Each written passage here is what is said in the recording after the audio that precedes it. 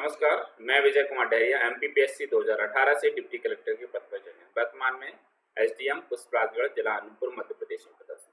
मैं आज आप लोगों को हमारे संविधान की ऐतिहासिक पृष्ठभूमि के बारे में बताऊंगा कि किस प्रकार से हमारे भारतीय संविधान का निर्माण हुआ, इसमें किस किस अधिनियम का महत्वपूर्ण योगदान है, इन अधिनियमों की शुरुआत कैसे हुई और इन अधिनियमों को लाने वाला हमारा साम्राज्य कौन सा था। जिस प्रकार हम देखते हैं कि हमारे यहाँ 11वीं शताब्दी से लेके दिल्ली सल्तनत का जो पीरियड है वो शुरुआत होती है। दिल्ली सल्तनत बाद मुगल पीरियड्स आता है। मुगल पीरियड्स के बाद हमारे जो ब्रिटिशर्स आते हैं व्यापारिक कंपनी के रूप में, वो धीरे धीरे अपनी व्यापारिक सत्ता के साथ साथ राजनीतिक सत्ता को भी स्थापित करते हैं। तत्पश्चात वो हमारे 1947 तक भारत पर शासन करते हैं। 1947 को भारत हमारा आज़ाद होता है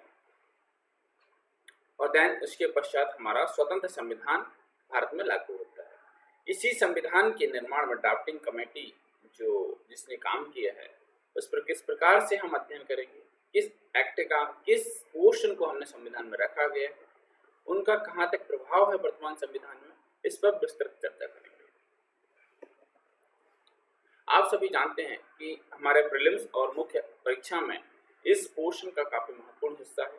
प्रारंभिक परीक्षा में भी इससे सीधे सीधे प्रश्न पूछे जाते हैं, साथ ही मुख्य परीक्षा में भी हिस्टोरिकल बैकग्राउंड का प्रश्न पूछा जा सकता है। तो सबसे पहले मैं हमारे वीडियो की शुरुआत में टाइमलाइन के बारे में बात करूंगा कि किस प्रकार से हमारे किस अधिनियम से शुरुआत होती है और कहाँ तक ये जाता है। तो आप सभी को पता है कि 1600 ईस्वी में ईस्ट इंडिया कंपनी भारत आती है, जो कि व्यापार करने के लिए भारत आती है। पर धीरे धीरे 1957 के जो प्लासी के युद्ध है, फिर 1757 का प्लासी के युद्ध है, 1764 का बक्सर का युद्ध है, उसके पश्चात हमारे कंपनी को राजस्व के कुछ अधिकार मिल जाते हैं, जिससे कि हमारे राजनीतिक सत्ता को स्थापित करने में हमारा पहला कदम होता है। आप जिस प्रकार देख रहे हैं कि मैंने टाइमलाइन में फर्स्ट में ईस्ट इंडिया कंपनी 1600 ईस्वी लिखा हुआ, अर्थात ईस्ट इंडिया कंपनी 1600 में हमारे भारत आती है व्यापारिक कार्यों के लिए। 1765 तक है अपना विभिन्न क्षेत्रों में धीरे धीरे व्यापार के साथ साथ हमारा राजनीतिक कब्जा करते हुए 1765 में, जो कि बक्सर के युद्ध के बाद बंगाल, बिहार और उड़ीसा के दीवानी अधिकार प्राप्त कर लेती है। तत्पश्चात एक महत्वपूर्ण कदम होता है कि जैसे ये बंगाल, बिहार और उड़ीसा की दीवानी प्राप्त करती है, तो हमारे यहाँ कंपनी के कालक्रम को दो भाग में विभाजित किया गया है। एक कंपनी का शासन 1773 से लेकर 1858 तक और दूसरा ताज का शासन 1858 से लेकर 1947 तक।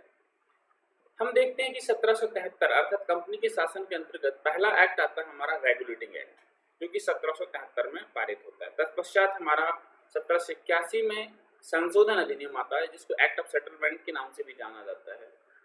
अर्थात जो 1773 में जो कमियां रह गई थी एक्ट में, उसको सुधार करने के लिए हम 1781 का एक्ट लेकर आते हैं। तत्पश्चात 1784 में एक एक्ट आता है जिसको पिट्स इंडिया एक्ट कहा जाता है। फिर इसके पश्चात हमारे 4 चार्टर अधिनियम आते हैं, 1793, 1813, 1833 और 1853। आप सभी को इसको एक चीज ध्यान रखनी होगी कि इन सभी में 20 साल का अंतर है, 20 ईयर्स का डिफरेंस है। तो 1793, 1793, 1813, 1833 एंड 1853। इसके पश्चात हमारा 1857 की क्रांति होती है, अर्थात जो भारत का प्रथम स्वतंत्रता संग्राम के नाम से जाना जाता है, जिसको सिपाही विद्रोह के नाम से भी जाना जाता है। उसके पश्चात हमारे ताज का शासन की शुरुआत होती है। ताज का शासन हमारा 1858 से 1947 तक होता है। अर्थात 1858 में एक एक्ट आता है जो कि हमारे प्रथम स्वतंत्रता संग्राम होने के पश्चात इसको लाया जाता है। 1858 के एक्ट के बाद एक एक्ट आता है 1861 में, जिसको भारत परिषद अधिनियम के अंतर्गत भारत परिषद अधिनियम के नाम से जाना जाता है। एक महत्वपूर्ण अधिनियम था। 1892 में एक भारत परिषद अधिनियम आता है। तत्पश्चात 1909 में भारत परिषद अधिनियम लाया जाता है, इसको पार्लियामेंट्री सुधार के नाम से जाना जाता है। भारत शासन अधिनियम 1919 बनाया जाता है, जिसको मॉन्टेस्क्यू ट्रांसपोर्ट सुधार के नाम से जाना जाता है। 1935 में भारत शासन अधिनियम लाते हैं, जिसका लगभग 70% हिस्सा हमारे वर्तमान संविधान में है, जो कि बृहद दस्तावेज था भारतीय संविधान के लिए। फाइनली हमारा 1947 भारतीय स्वतंत्रता अधिनियम आता है। इन सभी को हम धीरे धीरे अध्ययन करेंगे। इनमें में जो मुख्य टॉपिक्स जो हमारी परीक्षा में पूछे जाते हैं, चाहे हम प्रारंभिक परीक्षा की बात करें, मुख्य परीक्षा की बात करें, इसके अंतर्गत हम अध्ययन करेंगे। ऐतिहासिक पृष्ठभूमि से संबंधित कुछ महत्वपूर्ण तथ्य हैं, जैसे 1600 ईस्वी में ईस्ट इंडिया कंपनी भारत आती है और एक किसके आधार पर आती है? उस समय ब्रिटेन की जो महारानी थी वो उनका नाम था एलिजाबेथ प्रथम। एलिजाबेथ प्रथम इनको एक अधिकार पत्र देती है जिससे कि भारत में व्यापार कर सकते थे। तो 1765 तक इनके व्यापारिक अधिकार होते हैं। 1765 में अर्थात 1764 में जो बक्सर के युद्ध होता है जिसमें अंग्रेजों की विजय होती है, बक्सर के युद्ध के बाद जो हमारा बंगाल, बिहार, उड़ीसा उनके राजस्व उगाही के या राजस्व प्राप्ति के अधिकार प्राप्त कर लेते हैं। कौन? ब्रिटिशर्स या हमारे ईस्ट इंडिया कंपनी।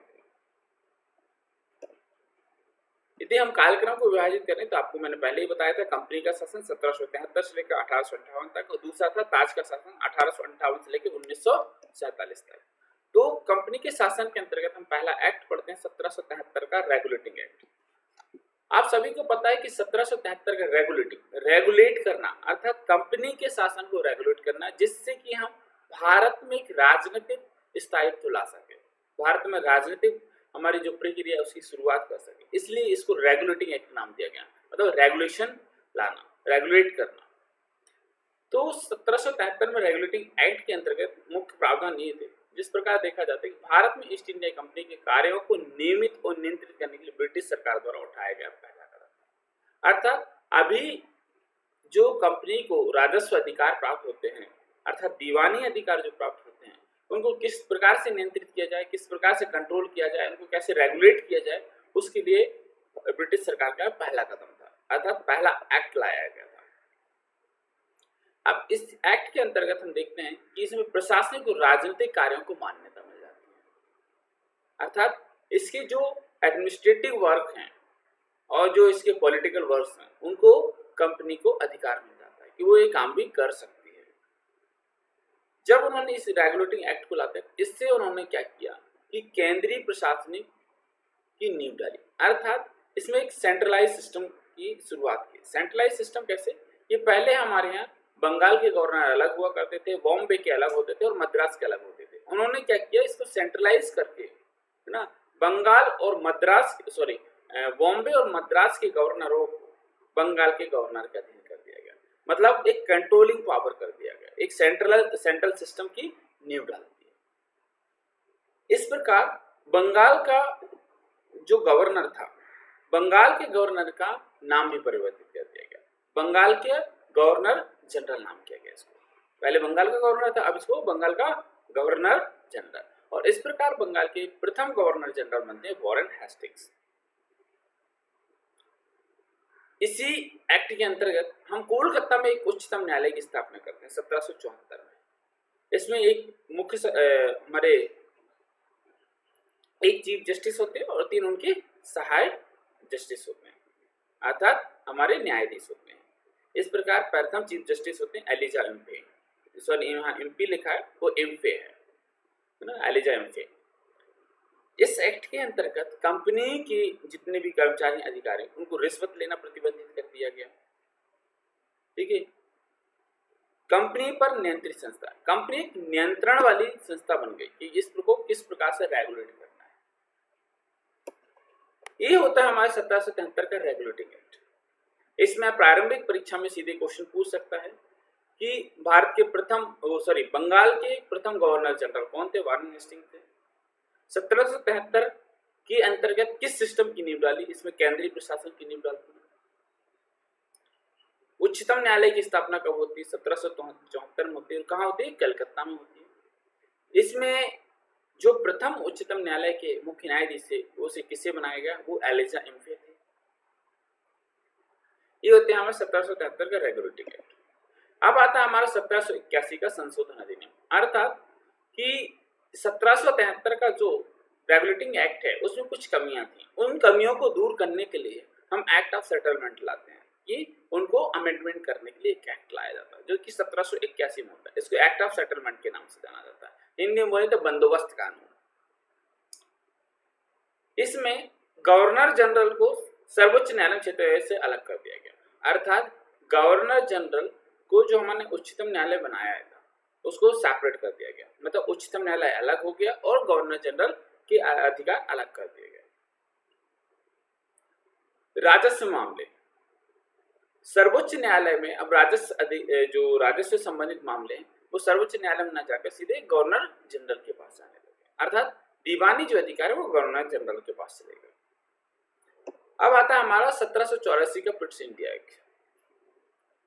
जब हम 1784 का पिट्स इंडिया एक्ट की बात करते हैं, पिट का इंडिया एक्ट के नाम से भी जाना जाता है, इसमें हमने कंपनी को दो पार्ट्स में डिवाइड किया गया। एक था इसकी कि जो राजनीतिक कार्य करेगा, दूसरे इसकी जो व्यापारिक कार्य करेगा। अब राजनीतिक कार्यों के लिए हमने कोर्ट ऑफ डायरेक्टर्स की स्थापना की और जबकि व्यापारिक कार्यों के लिए बोर्ड ऑफ कंट्रोल की स्थापना की। अर्थात जो राजनीतिक कार्यों को रेगुलेट करता वो कोर्ट ऑफ डायरेक्टर्स थे और जो व्यापारिक कार्यों को रेगुलेट करते वो था बोर्ड ऑफ कंट्रोल। इस प्रकार यहाँ द्वैत शासन की शुरुआत होती है, तो ड्यूल गवर्नेंस। ये दोनों अलग अलग मुझसे काम कर रहे हैं, राजनीतिक कार्यों के लिए अलग मुझसे संस्था है और व्यापारिक कार्यों के लिए अलग संस्था है, इसलिए इसको द्वैत शासन बोला गया या ड्यूल गवर्नेंस बोला गया। और इस एक्ट के अंतर्गत पहली बार जो भारत में कंपनी अधीन क्षेत्र थे उनको ब्रिटिश आधिपत्य क्षेत्र कहा गया।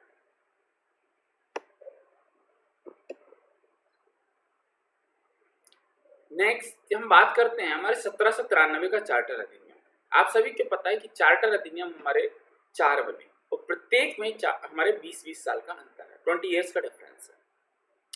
जब पहला चार्टर अधिनियम हमारा 1793 आता है ना, उसके अंतर्गत हम क्या करते हैं कि गवर्नर जनरल को अधिक शक्ति प्रदान की गई, अर्थात कि जो गवर्नर जनरल बंगाल के थे उनके अंतर्गत बॉम्बे के गवर्नर जनरल भी थे और मद्रास के भी। अब जो बंगाल के गवर्नर जनरल थे उनको और अधिक पावरफुल बना दिया गया, जिससे कि वो बॉम्बे और मद्रास से क्या कर सकते, उनको रेगुलेट कर सकते। अभी तक जो कंपनी अपना व्यापार कर रही थी उसको 20 साल के लिए और बढ़ा दिया गया। भारत में व्यापार एकाधिकार 20 साल के लिए, मींस कंपनी का जो एकाधिकार था, मोनोपोली थी व्यापार की, उसको 20 इयर्स के लिए एक्सपांड कर दिया गया कि वो 20 इयर्स और एक्सपांड कर सकते हैं, काम कर सकते हैं। जो बोर्ड ऑफ कंट्रोल थे, बोर्ड ऑफ कंट्रोल अर्थात जिनका कार्य क्या था, व्यापारिक मामले, मतलब व्यापार से संबंधित था। आप यहां देख रहे हैं कि बोर्ड ऑफ कंट्रोल किसके लिए, व्यापारिक मामलों के लिए। तो बोर्ड ऑफ कंट्रोल की जितने भी कर्मचारी थे, अधिकारी थे, उनका वेतन निर्धारित किया गया कि भारतीय राजस्व से दिया जाएगा। भारत से जो पैसा आ रहा है, जो राजस्व आ रहा है, उसी से बोर्ड ऑफ कंट्रोल के कर्मचारियों और अधिकारियों को वेतन दिया जाए, अर्थात भारतीय राजस्व से इनको वेतन दिया जाए। ये 1793 या 1793 का चार्टर अधिनियम बोलता है। इसके 20 साल पश्चात अर्थात 1793 के आफ्टर 20 इयर्स बाद 1813 में हमारा चार्टर अधिनियम आता है। इस 1813 में जो चार्टर अधिनियम आता है उसके कुछ अधिकार है, जैसे भारत में कंपनी का व्यापार एक अधिकार को समाप्त कर गया। 1793 में जो इसको एकाधिकार प्रदान किए गए थे व्यापार करने के लिए, उनको अब समाप्त कर दिया गया। अब प्रत्येक ब्रिटिश व्यापारी क्या कर सकता था, यहाँ व्यापार कर सकता था। अब कंपनी अकेले के पास अधिकार नहीं थी कि वो सिर्फ कंपनी ही यहाँ क्या करेगी, व्यापार करेगी। अब हर एक ब्रिटिश व्यापारी यहाँ क्या अपना व्यापार कर सकता था। परंतु चीन के साथ जो व्यापार था, कंपनी का एकाधिकार था, उसको बनाए रखा। साथ में चाय का जो व्यापार था, टी, उसको भी सिर्फ कंपनी के पास रखा गया कि कंपनी ही क्या कर सकती है, उस पर अपना व्यापार कर सकती है। इस अधिनियम के अंतर्गत यह प्रावधान किया गया कि जो पश्चिमी शिक्षा का प्रचार प्रसार किया जाएगा इंडिया में, भारत में लोगों में एक तरीके से कि पश्चिमी शिक्षा को इतना प्रमोट किया गया है कि लोग उससे जुड़ें, उसके साथ आगे बढ़ें। आफ्टर 20 इयर्स अगेन एक चार्टर अधिनियम आता है जिसको 1833 का चार्टर अधिनियम बोलते हैं। इसके अंतर्गत बंगाल के गवर्नर जनरल का नाम बदल दिया गया। अब बंगाल के गवर्नर जनरल को भारत का गवर्नर जनरल कहा जाता है। इस प्रकार भारत के गवर्नर जनरल हमारे लॉर्ड विलियम बेंटिक बनते हैं। ये 3 मार्क्स में क्वेश्चन आ सकता है, डेफिनेटली इनका टाइम पीरियड पूछ सकता है। ये प्रीलिम्स में पूछा जाता है क्वेश्चन कि भारत के प्रथम गवर्नर जनरल कौन थे, वो थे लॉर्ड विलियम बेंटिक। इसके अंतर्गत जो बॉम्बे और मद्रास की विधायिका शक्ति थी उनको समाप्त कर दिया गया। विधायिका मतलब ये कि अपने अपने क्षेत्रों के लिए कानून बना सकते थे, वह शक्ति को समाप्त कर दिया गया। अर्थात बॉम्बे और मद्रास के जितने भी नियम कानून बनेंगे वो भारत के गवर्नर जनरल अर्थात जो बंगाल में बैठते हैं वो बनाएंगे। अर्थात सेंट्रलाइज सिस्टम को और स्ट्रॉन्ग किया गया। व्यापारिक गतिविधियां समाप्त हो गई। कंपनी की जो व्यापारिक गतिविधियां थी उनको समाप्त कर दिया गया। अब वो सिर्फ एक प्रशासनिक निकाय बन गया, विशुद्ध प्रशासनिक, अर्थात जो सिर्फ क्या करता है, हमारा राजनीतिक और एडमिनिस्ट्रेशन को रेगुलेट करता। इस अधिनियम के अंतर्गत खुली प्रतियोगिता की व्यवस्था की गई, जो कि सिविल सेवकों की नियुक्ति के लिए थी, परंतु बोर्ड ऑफ डायरेक्टर्स के विरोध के कारण इसको समाप्त कर दिया गया। ये था 1833 का चार्टर अधिनियम। आफ्टर 20 ईयर्स बाद एक चार्टर अधिनियम आता है 1853 का। 1853 का चार्टर अधिनियम जो आता है ये अंतिम चार्टर अधिनियम होता है। जो गवर्नर जनरल की जो परिषद थी उसको 2 पार्ट्स में डिवाइड कर दिया गया। एक विधायी कार्यों के लिए अलग कर दिया गया और एक प्रशासनिक कार्यों के लिए अलग कर दिया गया।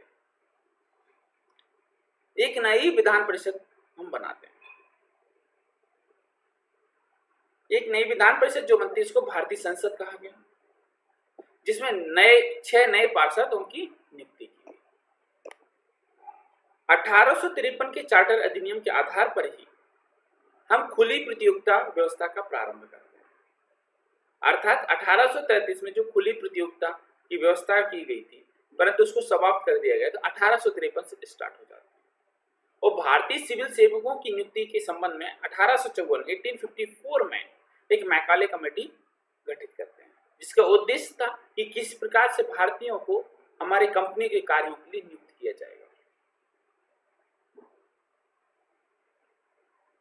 हम स्थानीय प्रतिनिधित्व प्रदान करते हैं। इस अधिनियम के अंतर्गत हमारा जो परिषद थी उसमें भारतीयों को प्रतिनिधित्व देना था, अर्थात स्थानीय प्रतिनिधित्व, लोकल रिप्रेजेंटेटिव की नियुक्ति करनी थी। इसके लिए हमने 6 लोगों को नियुक्त करते हैं। इसमें से बंगाल, बॉम्बे, मद्रास और आगरा से इन 6 लोगों को नियुक्ति की जाती है। ये तो होता हमारा कंपनी का शासन।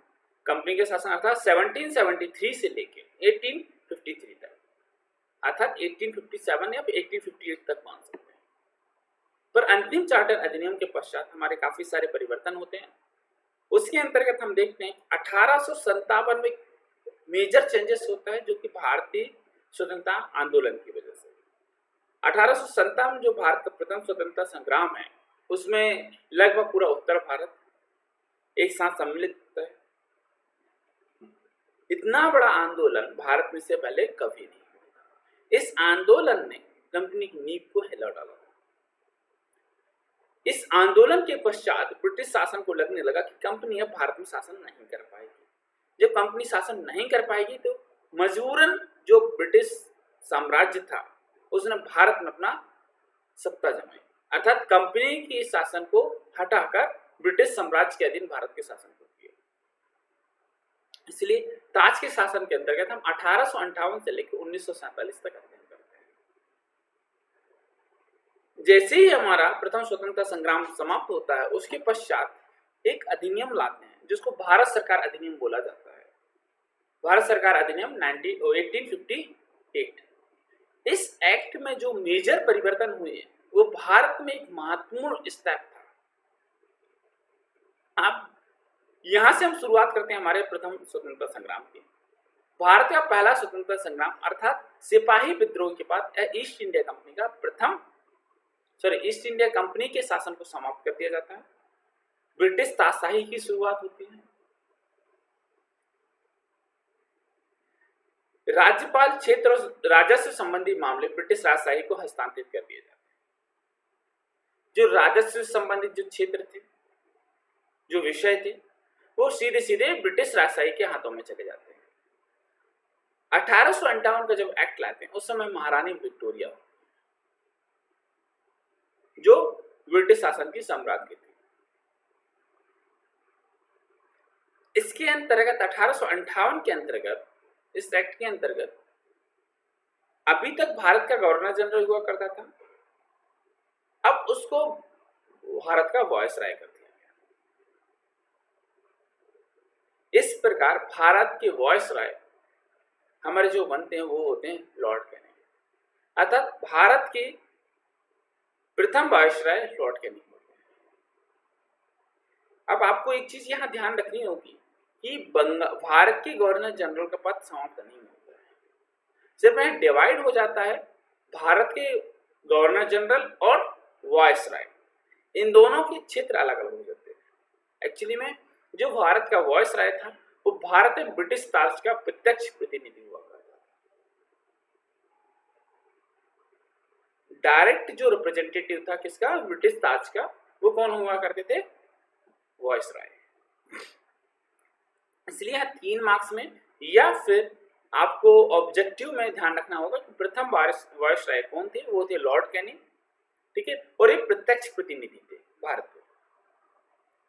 इन्होंने इस अधिनियम के अंतर्गत जो हमारी ड्यूल गवर्नेंस थी, हमने जो 1784 के एक्ट में जो बनाया था द्वैध शासन प्रणाली, द्वैध शासन प्रणाली हम बोल सकते हैं कि मतलब बोर्ड ऑफ कंट्रोल और कोर्ट ऑफ डायरेक्टर्स, इस प्रणाली को समाप्त कर दिया गया। नियंत्रण बोर्ड और निदेशक कोर्ट को समाप्त कर दिया गया। अब इस अधिनियम के अंतर्गत कि जब भारत का शासन कंपनी के हाथों से हटकर ब्रिटिश साम्राज्य के हाथों में चला जाता है, जब ब्रिटिश साम्राज्य के हाथों में जाता है तो ब्रिटिश जो पार्लियामेंट थी वहां एक पद का सृजन किया जाता है, भारत के राज्य सचिव के पद का सृजन। अर्थात भारत का राज्य सचिव कैबिनेट मिनिस्टर के इक्वल होता है, जो ब्रिटिश पार्लियामेंट में बैठता है और जिसका कार्य होता है भारत में सत्ता को संचालन करना, अर्थात प्रशासन की संपूर्ण शक्ति इसमें निहित होती है। प्रशासन की संपूर्ण शक्ति किसमें निहित होती है, भारत के राज्य सचिव में। और ब्रिटिश कैबिनेट का सदस्य होता है, ब्रिटिश संसद के प्रति उत्तरदायी होता है। मतलब जो राज्य सचिव है वो जो पार्लियामेंट है, ब्रिटिश पार्लियामेंट है, उसके प्रति उत्तरदायी होता है, अर्थात उसकी अकाउंटेबिलिटी किसके अंतर्गत होती है, ब्रिटिश संसद के अंतर्गत। भारत सचिव की सहायता, जो हम पद का सृजन करते हैं भारत सचिव का, उसके लिए 15 सदस्यों की परिषद का गठन करते हैं, जिसका अध्यक्ष कौन होता है, भारत का राज्य सचिव होता है, जिसका उद्देश्य होता है कि प्रशासनिक मशीनरी में हमको सुधार करना है। जो भारत में जो प्रशासनिक मशीनरी है उस पर कैसे हम सुधार कर सकते हैं। 1858 के एक्ट के बाद 1861 में एक भारत परिषद अधिनियम आता है, अर्थात 1861 में भारत परिषद अधिनियम को लेकर आते हैं। इस अधिनियम के अंतर्गत 1861, 1892 और 1909 में भारतीयों के सहयोग की बात की गई है कि किस प्रकार से हम भारत में सत्ता संचालित करने के लिए भारतीयों की मदद ले सकते हैं। ये भारतीय संविधान के लिए संवैधानिक और राजनीतिक इतिहास में महत्वपूर्ण अधिनियम था।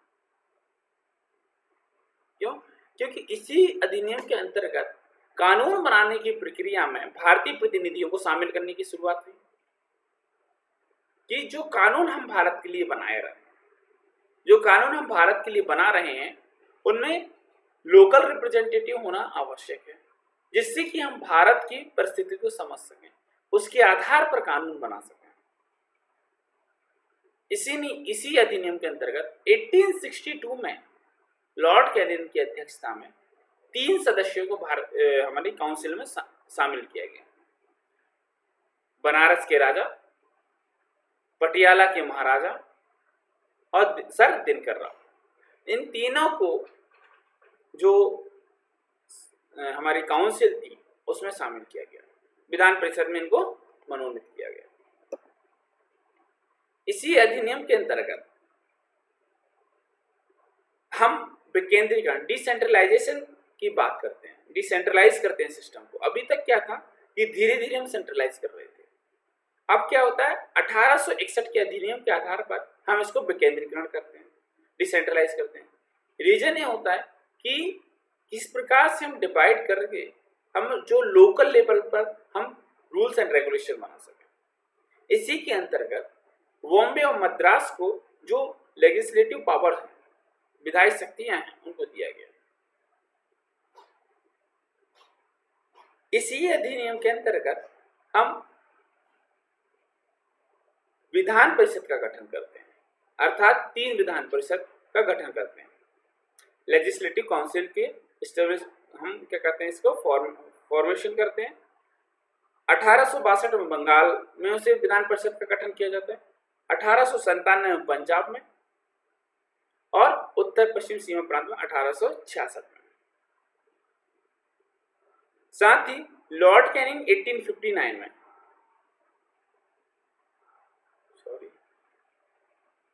लॉर्ड कैनिंग 1859 में पोर्टफोलियो प्रणाली की शुरुआत करते हैं, अर्थात एक तरीके से हमारे जो वर्क है उनको डिवाइड करने की प्रोसीजर। पोर्टफोलियो प्रणाली मतलब मंत्रालय डिवाइड कर देना। इसी अधिनियम के अंतर्गत हम आपातकाल में बिना काउंसिल के अध्यादेश जारी करने की शक्ति प्रदान की गई, अर्थात जब आपातकाल हो, इमरजेंसी हो, तो वायसराय को ये शक्ति प्रदान की गई कि वो अध्यादेश जारी कर सकते हैं, पर अध्यादेश अधिकतम 6 माह तक ही रह सकता था। अब 1861 अधिनियम के पश्चात हमारे पास आता है 1892 का भारत परिषद अधिनियम।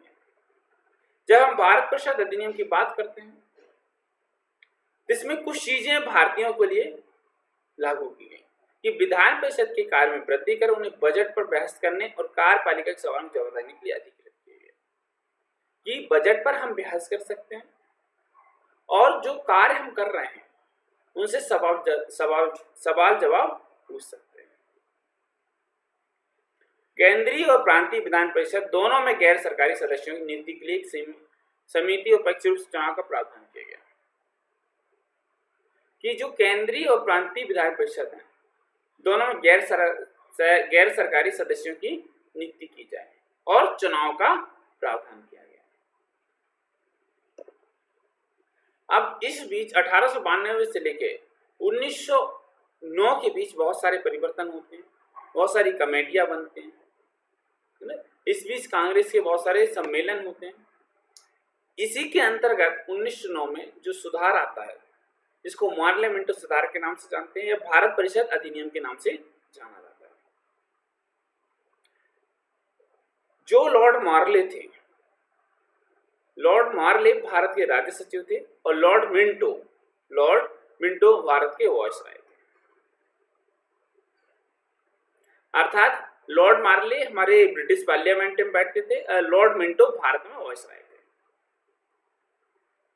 इसके अंतर्गत केंद्रीय प्रांतीय विधान परिषद के आकार वृद्धि की गई, अर्थात जो केंद्रीय विधान परिषद थी उसकी संख्या 16 से बढ़ाकर कितनी कर दी गई, 60 कर दी गई।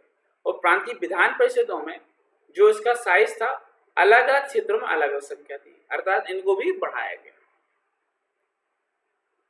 विधान परिषद के कार्यों का दायरा बढ़ाया गया। यहां से सत्येंद्र प्रसाद सिन्हा वायसराय की कार्यपालिका परिषद के पहले भारतीय सदस्य हुए, अर्थात जो वायसराय की कार्यपालिका परिषद थी उसके पहले व्यक्ति सत्येंद्र प्रसाद सिन्हा, जो कि विधि सदस्य बनाए जाते हैं। अब यहां से एक महत्वपूर्ण चेंजेस होता है, पृथक निर्वाचन। जो लॉर्ड मिंटो थे उन्होंने मुसलमानों के लिए एक अलग से निर्वाचन की व्यवस्था की, अर्थात सांप्रदायिक प्रतिनिधित्व की। जो मुसलमान व्यक्ति है यदि इलेक्शन में आता है तो उसको सिर्फ मुस्लिम व्यक्ति ही वोट कर सकते थे, इसलिए लॉर्ड मिंटो को सांप्रदायिक निर्वाचन का जनक माना जाता है।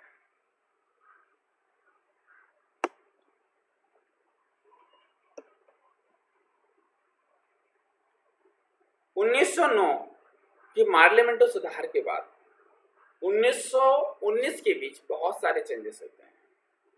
चाहे 1916 की बात करें, 1917 की बात करें, इतने सारे आंदोलन होते हैं। रोलेक्ट एक्ट की बात करें या हमारे जो बारदोली सत्याग्रह है, सॉरी हमारे चंपारण सत्याग्रह है ना, इस प्रकार से बहुत सारे आंदोलन होते हैं। उन आंदोलनों के आधार पर देखते हैं कि भारत में सत्ता को संचालित करना मुश्किल हो रहा था। जब मुश्किल हो रहा था तो उन्होंने 1919 में भारत शासन अधिनियम ला दिया। पर इसके पहले 20 अगस्त 1917 को ब्रिटिश सरकार घोषित किया कि भारत में क्रमिक रूप से उत्तरदायी सरकार की स्थापना करना है। ये 1917 में घोषणा कर दिया। कौन करती है? ब्रिटिश सरकार, कि भारत हमको स्टेप बाय स्टेप लेकर हमको भारत में एक सत्ता स्थापित करना है, एक सरकार की स्थापना करना है। इसी के अंतर्गत 1919 में यह अधिनियम लाते हैं।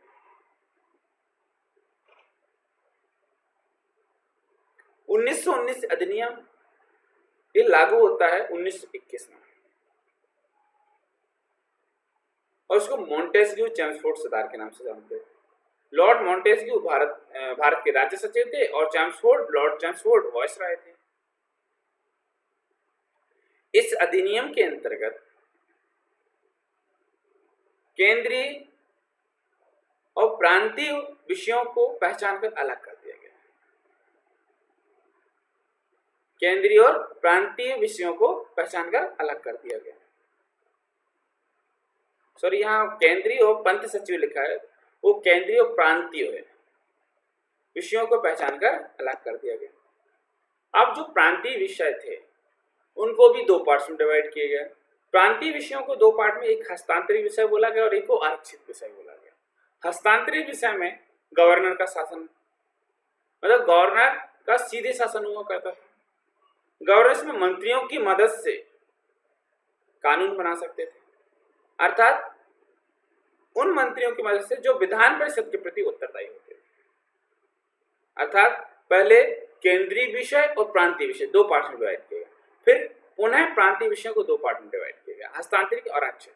हस्तांतरित विषयों में कानून गवर्नर बना सकता था किसी मंत्रियों की मदद से, परंतु वो मंत्री जो विधान परिषद के प्रति उत्तरदायी हुआ। जो आरक्षित विषय थे वो गवर्नर कार्यपालिका परिषद की मदद से कानून बनाया, अर्थात इसमें कार्यपालिका उन व्यक्तियों की मदद से जो विधान परिषद के प्रति उत्तरदायी नहीं थे। 1919 के अधिनियम के अंतर्गत इसमें केंद्रीय बजट को राज्य बजट से अलग कर दिया गया, अर्थात केंद्र के लिए एक अलग बजट का प्रावधान किया गया और राज्य के लिए एक अलग बजट का प्रावधान किया गया। इसी अधिनियम के अंतर्गत हम द्विसदनीय विधायिका की बात करते हैं। द्विसदनीय विधायिका की व्यवस्था की गई, अर्थात द्विसदन मतलब दो सदन। दो सदन में हमारे एक आता है राज्यसभा और दूसरा आता है लोकसभा। साथ में इसके प्रत्यक्ष निर्वाचन की बात की गई, अर्थात इसी अधिनियम के अंतर्गत हम द्वैध शासन की बात करते हैं, द्विसदनीय विधायिका की बात करते हैं, प्रत्यक्ष निर्वाचन की बात करते हैं, केंद्रीय बजट को राज्य बजट से अलग करने की बात करते हैं। प्रत्यक्ष निर्वाचन मतलब बहुसंख्यक सदस्यों का निर्वाचन प्रत्यक्ष रूप से करने की बात की गई। वायसराय के कार्यकारी परिषद में से कुछ सदस्यों में से कमांडर इन चीफ को छोड़कर 3 सदस्यों को भारतीय होना आवश्यक है, अर्थात कम से कम 3 सदस्य भारतीय होना जरूरी है। 1919 के अधिनियम के आधार पर इसमें सिख, एंग्लो इंडियंस,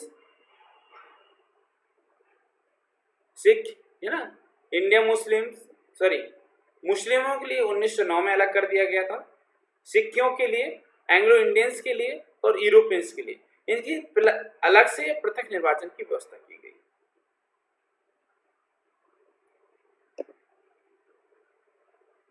इस समय तक 1919 के अधिनियम में लगभग 10% लोगों को वोट देने का अधिकार प्राप्त हो गया, जो संपत्ति, करे, शिक्षा के आधार पर मिला, कि कम से कम 10% पॉपुलेशन इंडिया की मत दे सकती थी। 1919 के अधिनियम के आधार पर ही लंदन में एक उच्चायुक्त कार्यालय का गठन किया गया, हाई कमिश्नर ऑफिस का सृजन किया गया। इसी के अंतर्गत केंद्रीय लोकसेवा आयोग, सॉरी यह गलत लिखा हुआ, ये केंद्रीय लोक सेवा आयोग, केंद्रीय लोक सेवा आयोग का गठन 1 अक्टूबर 1926 में किया जाता है। यूपी अर्थात वर्तमान यूपीएससी।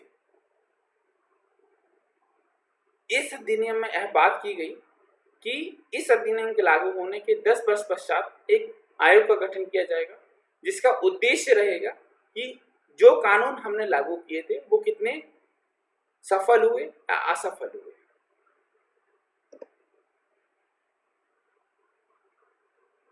तत्पश्चात 1919 के अधिनियम के बीच पुनः काफी सारे चेंजेस होते हैं। नेहरू समिति आती है, फिर हमारा साइमन कमीशन का गठन होता है, 3 गोलमेज सम्मेलन होते हैं, पूना फैक्ट होता है ना, या फिर हमारा राउंड टेबल कॉन्फ्रेंस, कितने सारे हमारे जो समरही आती है, उन सभी के आधार पर 1935 में भारत शासन अधिनियम लाते हैं।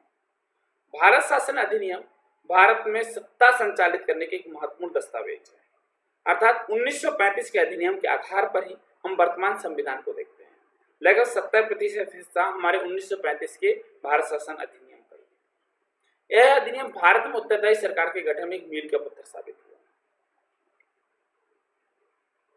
321 में इस अधिनियम में 321 सेक्शंस थे, धाराएं थी, आर्टिकल्स थे और 10 अनुसूचियां थी।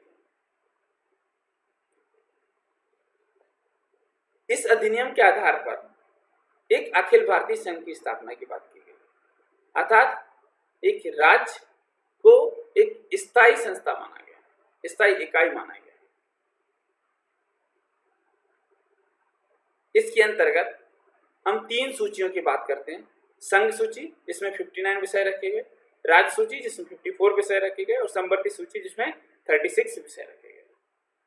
और जो बाकी विषय थे, जो अवशिष्ट शक्तियां थी, वो वायसराय को दी गई।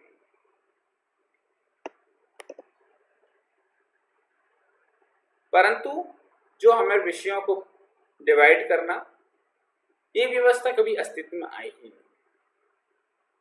प्रांतों ने द्वैध शासन व्यवस्था समाप्त कर गई। जो हमारे स्टेट थे उनमें द्वैध शासन था,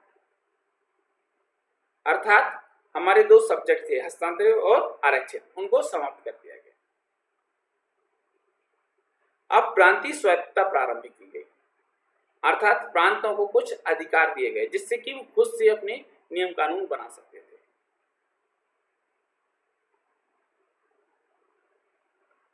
अब द्वैध शासन प्रणाली का आरंभ होता है। प्रांतों में द्वैध शासन व्यवस्था समाप्त कर दी गई, पर द्वैध शासन प्रणाली मतलब सेंट्रल और स्टेट अलग अलग काम करने लगे। द्वैध शासन प्रणाली अर्थात विधान परिषद और विधानसभा, इनकी स्थापना की गई। ऐसे 11 राज्य थे। 11 राज्यों में से 6 में हमारे द्विसदनीय विधायिका की शुरुआत हुई, विधान परिषद और विधानसभा की।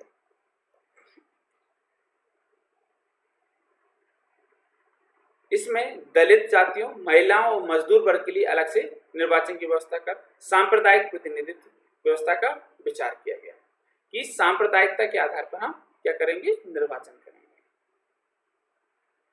मधिकार 10% जनसंख्या दे दिया।